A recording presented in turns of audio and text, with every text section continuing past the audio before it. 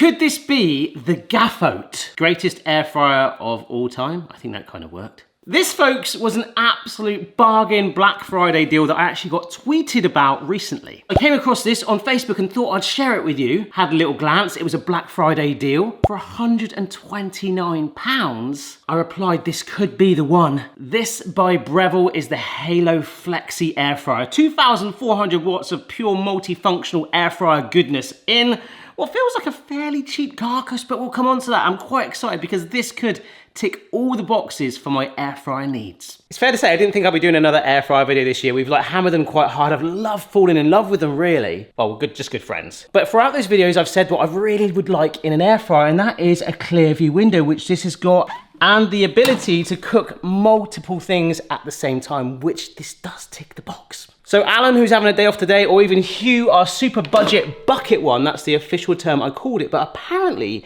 air fryers like this, well, someone actually emailed me this, Barry, why are you obsessed with a bucket one? You want a high sapientia. I've definitely pronounced that wrong. Which basically means this kind of shape, almost like a mini oven, which of course have been around for a very long time. But the cool thing with this one, and there is a Ginger equivalent, which is way more expensive, by the way, and smaller capacity, we have actually still got the buckets too. In fact, let me show you. We've got one bucket, we've got a meshy tray, but then we've got the exact same.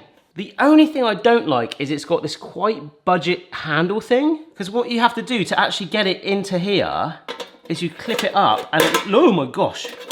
It locks in place like that, and that does not feel that sturdy, but hey ho. So we've got those, but check this out. Down here, oh, crikey, it does feel a little cheap, I've got to be honest. We have got, look at all this. Another massive mesh wire rack. I love these because the air can circulate perfectly, but also these smaller ones too. We've also got these sort of standard baking trays too, again smaller ones like that, so less airflow going through, but maybe something where you can roast things. But not only that, you've got a blooming jumbo one as well, but how does that fit in there? Well, this bit here comes out. It's very cheap looking. It feels like some sort of old school cassette to play music in your car. I realise some of you be like, what? And once that is in place and locked in, it changes the interface on there to allow to either do individual compartments or cook like that. How cool is this? £129. That was a Black Friday deal. It's a little bit more than that, but the reviews are a bit mixed. All right, so there's a 5-star review from somebody called Required Field. I love how they've literally put that as a username when it would have said, like, please insert something here, it is a required field. Yeah, required field. I am delighted with this purchase. I've recommended it to family and friends. I've owned 5 to 6 different air fryers. Sounds like me. This comes on top. Intuitive to use and seamless to pull out the middle divider to make it a full-size air fryer. Brilliant. There are a few 1-star ones, and Diana says, after removing lots and lots of packaging, there wasn't that much packaging to be honest, I set it up for use and all buttons work, apart from the play pause button, which is basically this start button. There's lots of reviews that said this, not just the one, and thus completely useless, returning it and will not be buying again. So it's like basically buying a car without keys to start it. This one from M, not practical. Not happy with it. I love my Philips air fryer, which is quick at cooking and versatile, good value for money. This air fryer though is not practical at all. How can that not be practical? And it takes ages to cook food. Also expensive. That's also come up. 1, the play pause button doesn't work often. And 2, despite all that power, it does cook food not that great. Last one from Edgar, piece of garbage. Start pause button, again, doesn't work, straight out of the box. The return will never buy from Breville again and highly recommend to avoid. Damn it.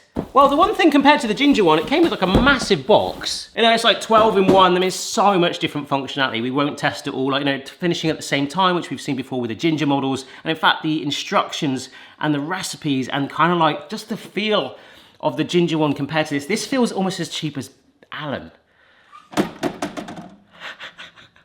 The only way we're gonna see how this thing works is just by cooking in it straight away. So we're gonna start with one of my favorite things to air fryer, a jacket potato. So what I'm gonna do is we're gonna make the jacket potato, and I don't know why, I'm really excited for this tray because of the airflow going all around it. But what I will do, because we're gonna cover it in oil, we'll put this on the bottom to catch any of that just in case. I'm just piercing it with a fork a little bit of oil on there, some salt. And pepper too. So this is gonna sit straight into our meshy tray for ultimate airflow. But on the low level, we're just putting that tray in there to act as a little bit of a, I don't know, oil catcher. And the potato can go just above it like so. This is where we really hope that that play button. Nice. We want to press 2 because we're just doing this side. 200C. Oh, it's a little bit like, with the ginger one, to be fair to that, it just felt good quality. This is like, come on, mate. Right, play pause button, come on. There we go. Look, and that's what I've always wanted in an air fryer. I know this sounds so sad, and there's many models available. This might not be the perfect one, but look. I love how I say look and it's disappeared. Look, there's a light here, we press this. We can actually see what is happening in there. And what is happening is a jacket potato for 50 minutes. So what I could do is whilst that's still cooking away, we can start to prep in there, but I'm just gonna do classic baked beans, and I'm probably just gonna shove it in the bucket, but they'll just need warming in like 10 minutes right towards the end. So for now, let's see what this potato does. In every sense, that's cooking away a charm. It's not too noisy, it seems to be cooking. We wanna see how well it cooks though. The jacket potato, the way it crisps up is a really good way of that. And of course, the best thing, the play button worked. So this is probably the one downside so far is, like I say, these are really flimsy. You only get one set even though you've got 2 separate buckets. I don't really mind that because I guess you can switch between the 2. But if we just open this up, like, you can use this to pull the tray out slightly, but you've got to go a little bit old school in literally just grabbing it with, well, oven gloves. So what I mean is, and this is purely just to show you, woo, that is really well cooked. But those grabbers would not have done that. Oh, look at that color already on there. But that is the one downside to it so far for me. Like, this thing is just like a little bit more multifunctional, or there was like a little lip on the tray to pull it out. I mean, look, you can hook that in like that, but that just doesn't feel, it doesn't feel that safe at all. But if that's all I've got to put up with, this is a bargain. Just while that's finishing off, this is probably the closest thing to like a saucepan that comes with it. Certainly wouldn't want to do this on one of the other mesh trays because that sauce would fall right through. And it could bubble up, so it's probably a little bit too fluidy for a tray. But in here, I've just got some baked beans. And these will probably take like 10 minutes to warm up, nice and slow temperature. See, that feels so flimsy, this bit. I don't like this bit. But once it's locked in, it is pretty good. It's a massive bucket as well. And the cool thing is, we can open that up, get that in there ready to go, and it's not even disturbed our potato. So it's just got under 15 minutes to go. So if I press pause and I make one come to life, I want to change the temperature of that a little bit, a little lower. Sync the times. And because I put 15 minutes on this one, it should have about 20 seconds on its own. And all being well, a little bit like the ginger, you can either set it so that it syncs, it's exactly the same temperature, or look, they are now going at the same time. 160C on there, bake, air fry 200C. 2 different modes gonna finish at the same time. Nice. Oh my word. Don't quite get why that light's on. Oh, because you can't see it. No, that is not designed for that at all. Oh my gosh. So there's our potato. Oh, soft, fluffy. We only cooked 1, but you could easily have fitted 3 in there. And I'm just gonna spoon some of those baked beans straight out of the bucket on top. Let's just add a little bit of cheese on top, just while we're giving that air fryer a chance to cool down, because the next one is gonna be pretty epic. Started this video quite early today because the amount of cooking I'm doing. I'm having a jacket potato at 9:30 in the morning. Ooh. Oh, that's good. I guess the most important thing is the potato is cooked through. They've got that lovely color on the outside. That has worked a charm, really letting that circulate all the way through. When I make a jacket potato in the oven, that mini mesh shelf is basically replicating this, but in a much more compact space. It cooked probably 20 minutes quicker, but is absolutely delicious. That will do for brunch. But whilst all that's been cooking away in there, These things, oh, they're nice and warmed. Have been sat in storage nice and neat and tidy. And again, to use this as a little bit of a catchment for oils, we're gonna cook on this a whole chicken. Oven glove definitely needed because this is very hot indeed. I'm gonna put this baking tray right at the bottom, again to act as a bit of a catchment, but this thing, chicken. We turn it on and it's now just got a master setting because that divider is gone. Roast, 170C. Oh, I hate this bit. This is like, I say it's just like really like, come on mate, 1 hour, 20 minutes. Boom, and look, the lights, because there's no divider, have been like, oh, and they go up very quick. There we go. We are roasting an entire chicken in there and we've got the windows to see exactly what's going on. Honestly, I am blooming impressed with this. This is really, really good. It almost feels like beyond what an air fryer should be. Like with this, I don't need that. I don't know what it is. Part of me is kind of just like missing the simplicity of a bucket air fryer. There's just so much to it. It doesn't even really feel like I'm air frying. It just generally, and I know we talked about it before, air fryers being small ovens. This genuinely is a small oven. Ooh, oh my gosh. Oh. Oh. So this is actually a perfect spot for it to rest, to be honest, but I just want to lift this up to show you.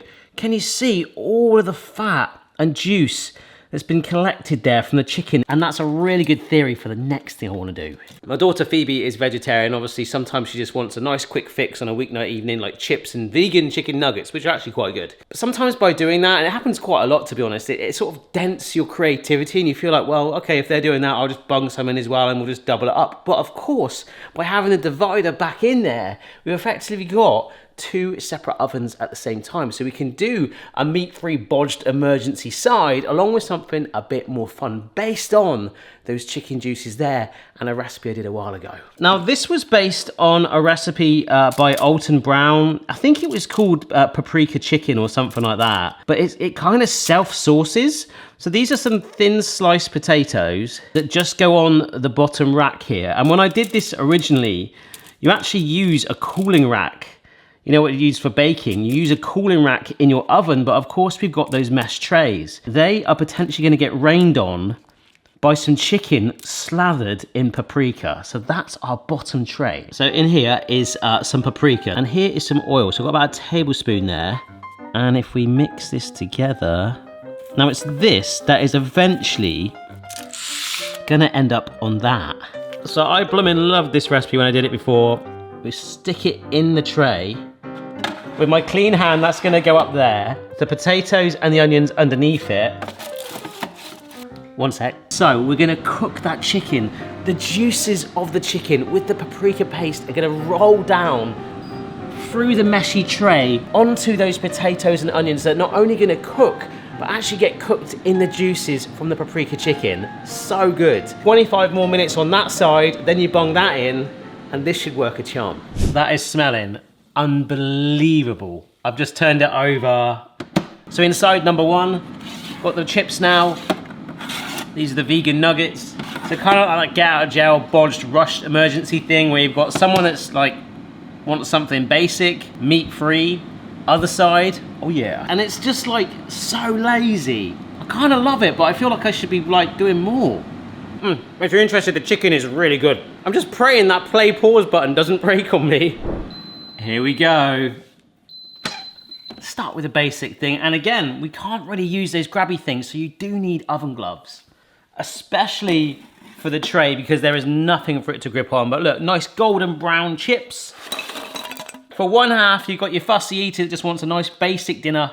However, if you don't just want nuggets and chips, check out this color. Look at this, look at this. I turned it over. Oh my word. Absolutely phenomenal charring on it. But it's down here. It has caught all of the juices. And we've got these lovely sort of half soggy soaked paprika chips with the blistered onions. Oh, it just works so well because they're kind of still softened where they're not crispy. They've got like a little bit of movement in them. Just absolutely. Right, I'm just gonna get a piece of the chicken there. You can see how charred that is. If I slice in there, you've got this lovely piping hot, delicate, tender, moist chicken still inside. Oh, that is like melt in the mouth. And of course, any of those juices have soaked into our potatoes underneath. It's like, absolutely stonking. I love the complexity, but the basic simplicity at the same time of that dish. And it makes me feel like really sorry for these nuggets and chips. But hey, I love the fact that we could do both of those things at the same time. Right, let's finish with the dessert. Nice and simple for the dessert then. I've got some cookie dough here. That is actually gonna get cooked slightly later than the brownies. So in comes the air fryer bucket, which surprisingly for an air fryer video has not been used much today. So in goes some brownie batter. Just level that out. And here we go for one last time. Let's get this thing in there, which feels so cheap and tacky. So whereas I could put the cookies in there, I'm slightly worried that the residual heat just from being in there might start to bake them. So we'll just go brownie town for the moment. All right, 15 minutes have passed. In go the cookies. So they are a lower temperature. There was one thing I don't like, I can't see the bucket. But those cookies right down there, look at them. Should be done too. Nice. And what I've realized we can do is use one of these spare mesh trays and upturn it so it's slightly raised and use that as a cooling rack for our cookies. And now, please smell. Yeah, baby. Straight down on our bodged wire rack. That's worked really, really well. So I can let these cool down properly now. That is brilliant. They smell, you smell great. There ain't no way I was gonna do that with this handle, but we can of course use it on this. And we should have a lovely papery cracked top on there. Look at that. Gotta let that cool in there, unfortunately. Yeah, because once it cools down, it will loosen from the sides. We can get some cubes out, brownies, cookies. What a great way to finish. If they taste as good as they smell, it's been a good day. Oh. You get like a slightly better crunch on the air fryer when you're done baking in it. Almost like the sugar gets cooked an extra notch and it sort of caramelizes and gets a little bit more chewy on it. For certain things that shouldn't work, but for a brownie, nice. Absolutely perfect. Well, I mean, what a machine, an absolute bargain at £120. Remember that was on sale, so it might be slightly more. I'm absolutely positive there are different versions like this from other brands. If you've got one, do let me know down below. Do I like it? I absolutely love it. I'm still scared though about the play pause button, and if I use it for a few months that it could actually just break on me like some of the reviews. I've got no way of testing that in this sort of short time span today. And in a really weird way, as much as I love it, it just does so much that it almost doesn't feel like it's an air fryer to me. It should replace an entire oven. It's that good, it's that flexible. It's got so much versatility and multifunctional cooking at the same time, as we've seen even just a snippet today. I think because I've just been so used to getting the budget bucket ones and chucking it around and it felt like more fun in a way. This is kind of like idiot proof. You just shove it in there and it does all the work for you. I don't know why, but part of me says like for you to not get it, and I don't know why, because it is amazing. Maybe slightly flimsy and the handle could be better, but everything we put through it, everything we've cooked has come out good, faster, healthier in some instances, less electricity used too, so better for the environment, and overall for like such a cheap price compared to some of the bigger brands, pretty decent value for money. See, it feels kind of weird to me because I absolutely love it, but it doesn't feel like, say, like an air fryer. It does so much. It's so good and multifunctional. It's beyond an air fryer, but for the price, I really think it is good value. So if you've seen any cool ones, do let me know and maybe I'll do a follow-up video soon. Check out the rest of the air fryer playlist if you found this interesting. Cheers for watching, and I'll see you next time. Bye.